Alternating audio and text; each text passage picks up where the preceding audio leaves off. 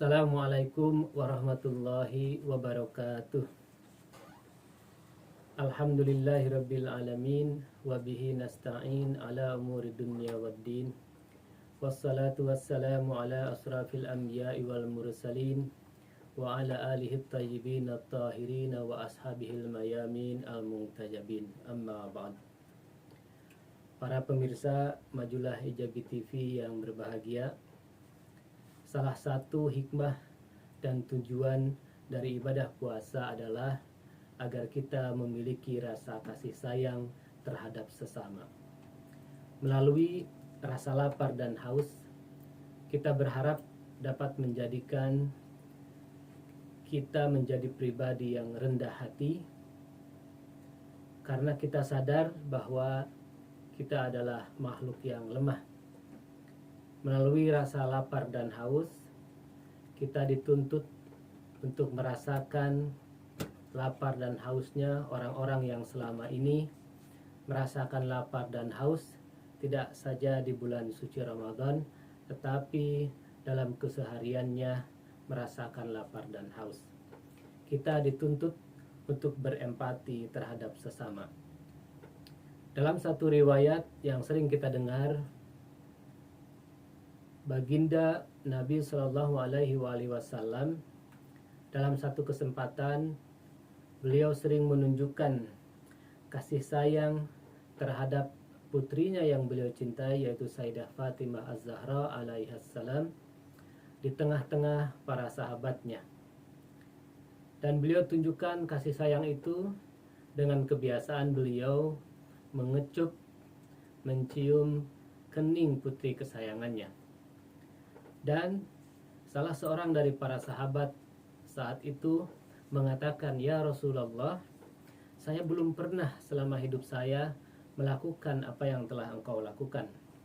Lalu beliau mengatakan, "Jika demikian, ketahuilah bahwa rasa kasih sayang sudah tercerabut dari diri kamu." Lalu beliau mengatakan, "Ma la yarham la yurham." Siapa yang tidak menyayangi, maka dia tidak akan disayangi. Para pemirsa yang berbahagia, apa yang ditujukan oleh baginda Nabi Shallallahu Alaihi Wasallam saat itu, pernyataan sahabat terhadap baginda Nabi dan apa yang dijelaskan oleh baginda Nabi terhadap sahabat tersebut, nampaknya masih relevan dengan berbagai peristiwa yang terjadi di tengah-tengah kita saat ini.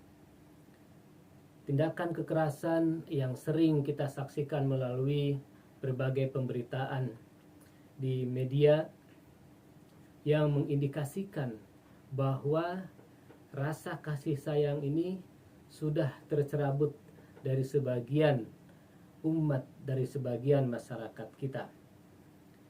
Mulai dari tindakan kekerasan dalam rumah tangga, kekerasan pada anak, hingga pembunuhan dengan berbagai motif dan latar belakang, bahkan dilakukan dengan sangat sadis, seperti mutilasi misalnya.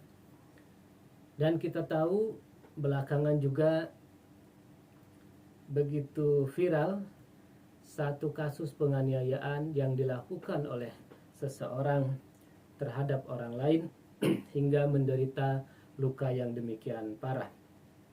Sekali lagi, fenomena ini memperkuat indikasi bahwa tindakan kekerasan di tengah-tengah kita harus segera diatasi dan segera dicarikan solusinya.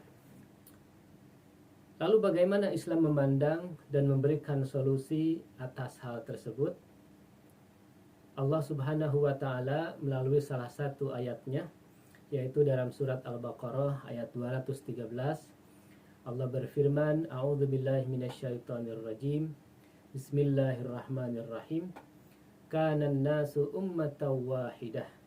Faba'atsallahu an-nabiyyina mubashshirina wa mundhirin wa anzala ma'ahumul kitaba bil haqqi liyahkuma bainan nasi fima ikhtalafu fihi." Al-ayah.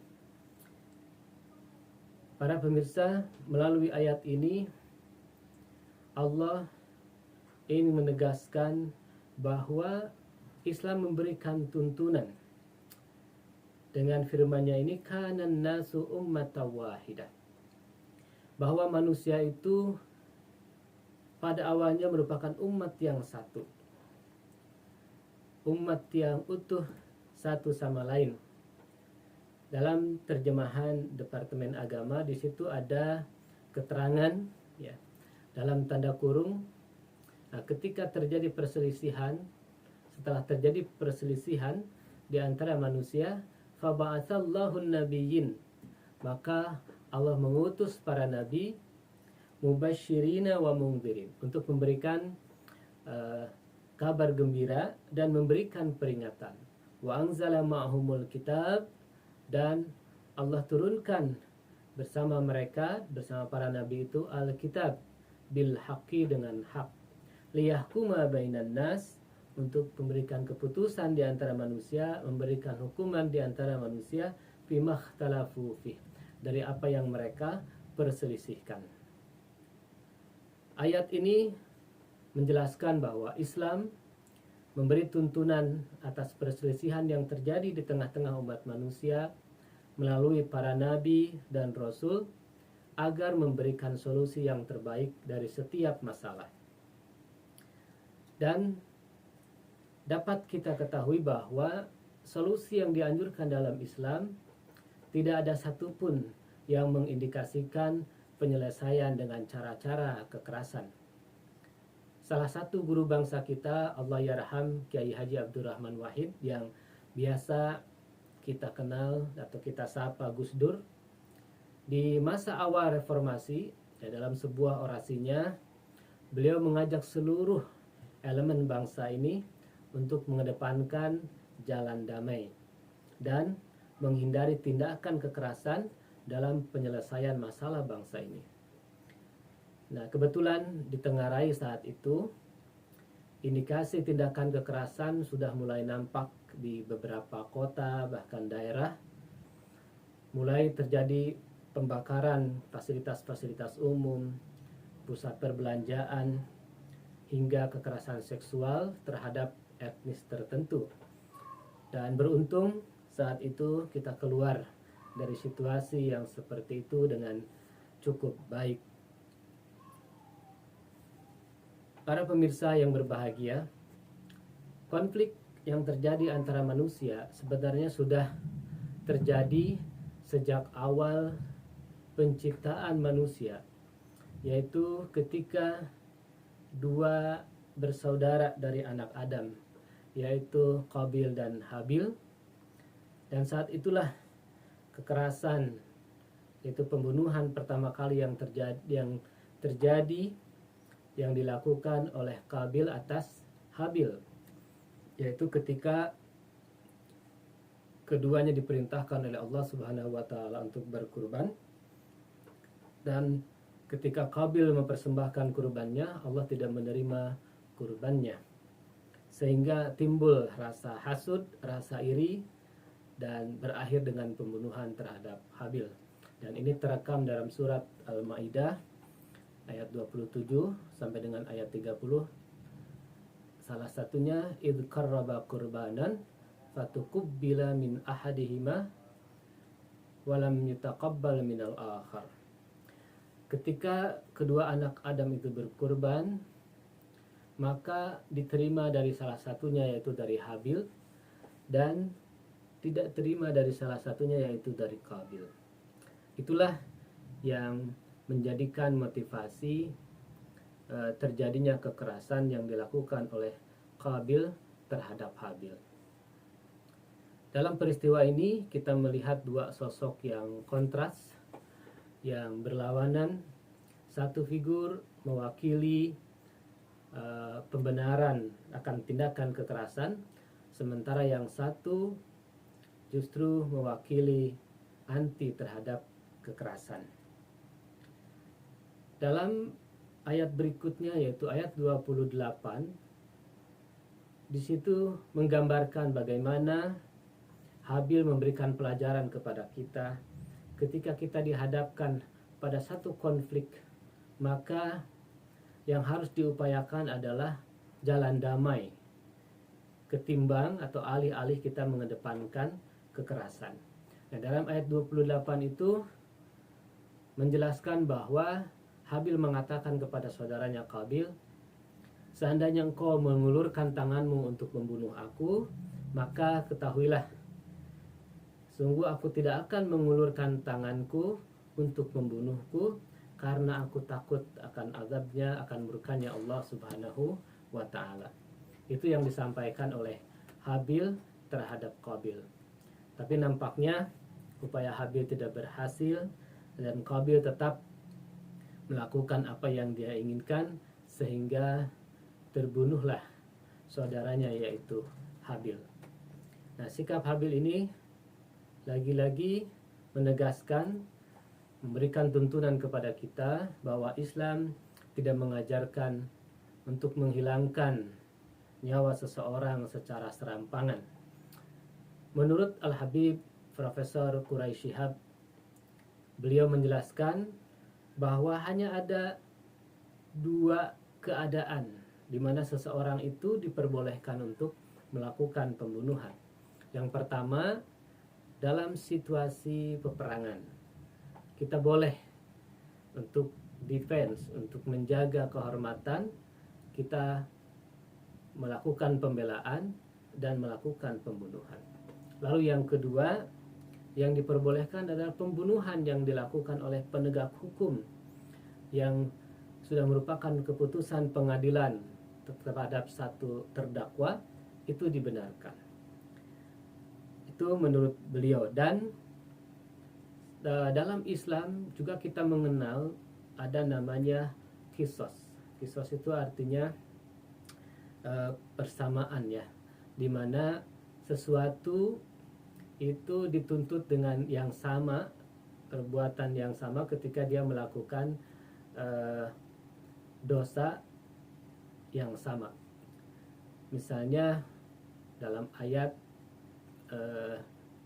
menjelaskan bahwa hukumnya itu harus sepadan. Kalau dia melukai dengan cara ditusuk misalnya, ya, maka qisasnya juga sama dengan ditusuk. Ketika dia menghilangkan mata, maka balasannya sama dengan menghilangkan mata. Al-ainu bil ain dan selanjutnya. Artinya setara. Nah, dalam peristiwa qisas sekalipun, ya, Al-Quran memberikan tuntunan tidak diperkenankan melakukan eksekusi secara serampangan, bahkan ruang maaf atau mediasi itu yang didahulukan. Bisa menawarkan kepada korban, misalnya yang terbunuh itu, supaya memberikan maaf kepada pelaku, dan pelaku berkewajiban membayarkan diyah atau tebusan atas kesalahannya. Nah, manakala ini disepakati, maka qisas itu pun bisa dilakukan, bisa tidak. Itu yang membedakan kutiba alaikumul qisas dengan kutiba alaikumus siyam misalnya. Kutiba alaikumul qisas itu masih ada pilihan, ya, bisa dilakukan atau tidak, ya. Ketika pintu maaf itu disepakati oleh kedua belah pihak, maka qisas bisa saja tidak dijalankan. Nah, itu menunjukkan betapa sangat hati-hati betul ketika menyangkut nyawa seseorang. Dan seandainya pun kita memang harus melakukan pembelaan diri, misalnya ketika kita dihadapkan pada satu konflik atau pada satu situasi di mana kita terancam, maka pembelaan diri itu pun harus mengacu pada aturan main yang diatur di dalam Islam. Misalnya dalam surah Al-An'am ayat 151, Allah berfirman, la taqtulun nafsallati haramallah illa bilhaq. Janganlah kalian membunuh satu jiwa yang sudah Allah haramkan kecuali dengan cara yang benar.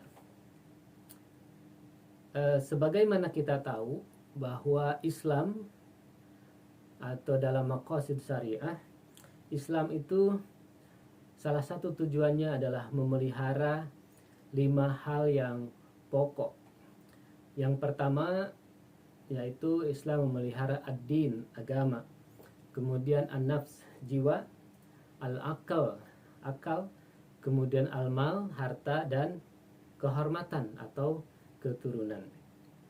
Nah, ketika 5 hal ini terganggu, maka seseorang bisa dan berhak membela haknya, mempertahankan haknya. Nah, maka ketika misalnya dalam Islam diharamkan minum-minuman keras, ya, khamr, itu karena memang akan mengganggu dan merusak akal manusia. Ketika Islam mengharamkan tindakan korupsi, ya, pencurian, itu karena mengganggu hak seseorang atas harta sehingga tidak diperkenankan. Namun ketika kita mempertahankan 5 hal ini, masih menurut Al-Habib Profesor Quraisy Shihab, beliau menegaskan bahwa pembelaan itu pun harus kita lakukan yang paling minim risikonya, ya. Seandainya masih bisa dilakukan tindakan-tindakan preventif, misalnya ketika ada seseorang yang ingin menyerang kita karena konflik tertentu, karena kemarahan, kalau bisa dihentikan dengan ucapan, misalnya dengan teriakan dan sebagainya, salah satunya, maka itulah yang ditempuh pertama. Ketika langkah pertama tidak berhasil, ya mungkin kalau harus dengan fisik, kita cari yang paling ringan risikonya. Mungkin kita dengan menggagalkan atau menahan pukulannya, misalnya bagian tangannya dan sebagainya, sebelum melakukan hal-hal yang fatal, apalagi sampai melukai dengan luka yang berat, bahkan sampai pembunuhan. Itulah step-step bagaimana kita menghindari tindakan kekerasan dan mengupayakan tindakan damai sebagai bentuk kasih sayang kita kepada sesama manusia, sebagai bentuk penghormatan kita kepada kemanusiaan. Dan itulah yang dicontohkan oleh para teladan suci dari Ahlul Bait alaihimussalatu wassalam. Bagaimana para Sayyidus Syuhada itu memberikan contoh kepada kita. Hampir setiap para imam yang syahid atau para sahabat pilihan yang gugur di medan perang, perang itu adalah sebagai alternatif terakhir, dan itu pun bersifat defensif. Bagaimana Rasulullah ketika melaksanakan perang Badar dan perang Uhud atau perang yang lainnya, itu landasannya adalah defensif untuk menjaga yang 5 perkara tadi. Dan setelah jalan damai tidak bisa diupayakan, barulah jalan perang itu ditempuh. Dan itulah yang dilakukan oleh para teladan suci, bagaimana yang dilakukan oleh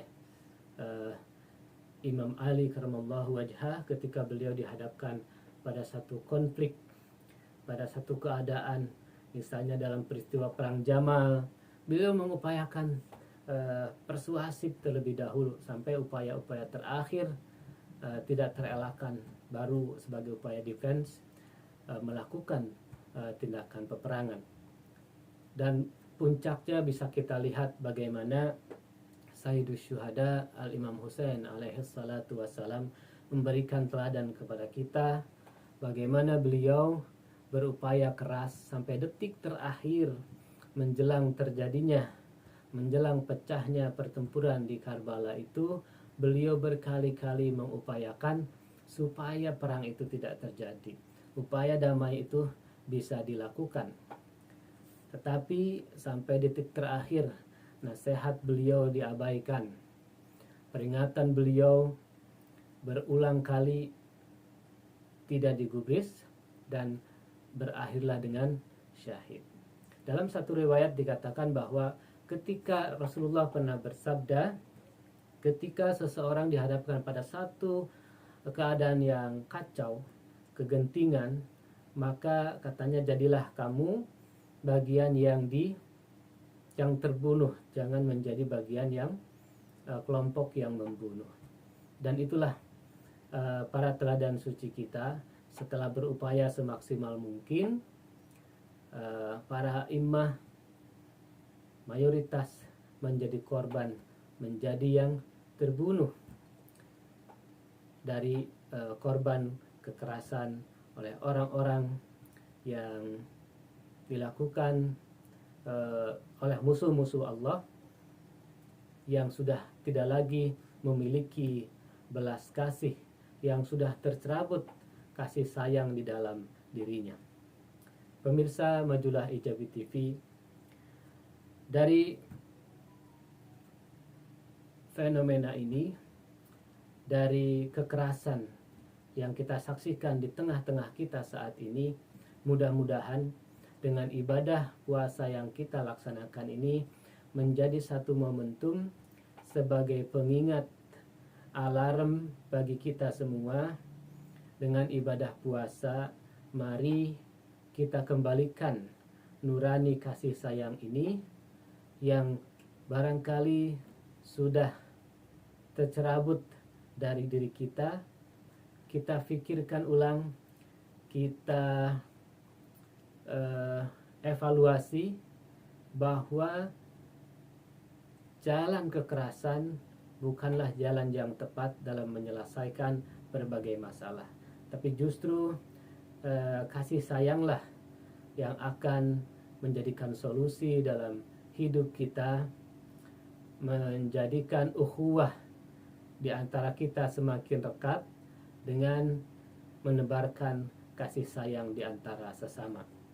Sebagai penutup pada kesempatan kali ini, saya ingin mengutip sebuah hadis yang diajarkan oleh Allahyarham Maha Guru kita.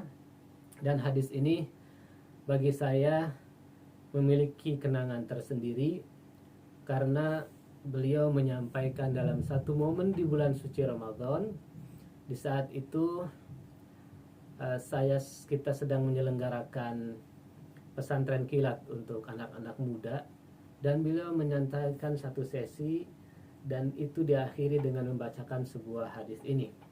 Dan semenjak itu alhamdulillah saya tidak pernah lupa dengan hadis ini, karena beliau menyampaikan dengan pendekatan visual.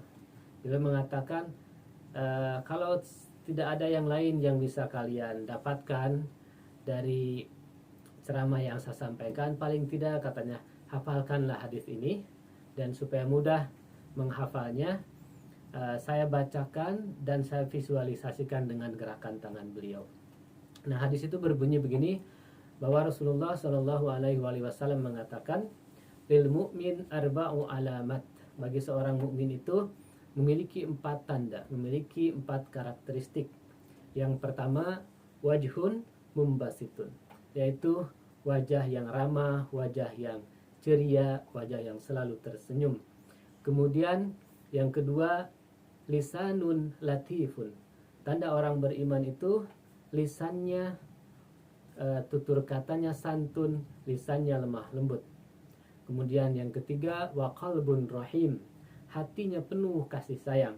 Seorang mukmin hatinya harus memiliki empati yang tinggi, harus sensitif dengan penderitaan orang lain. Dan itulah salah satu tanda yang dicontohkan oleh baginda Nabi Shallallahu Alaihi Wasallam yang diabadikan di dalam Al-Quran.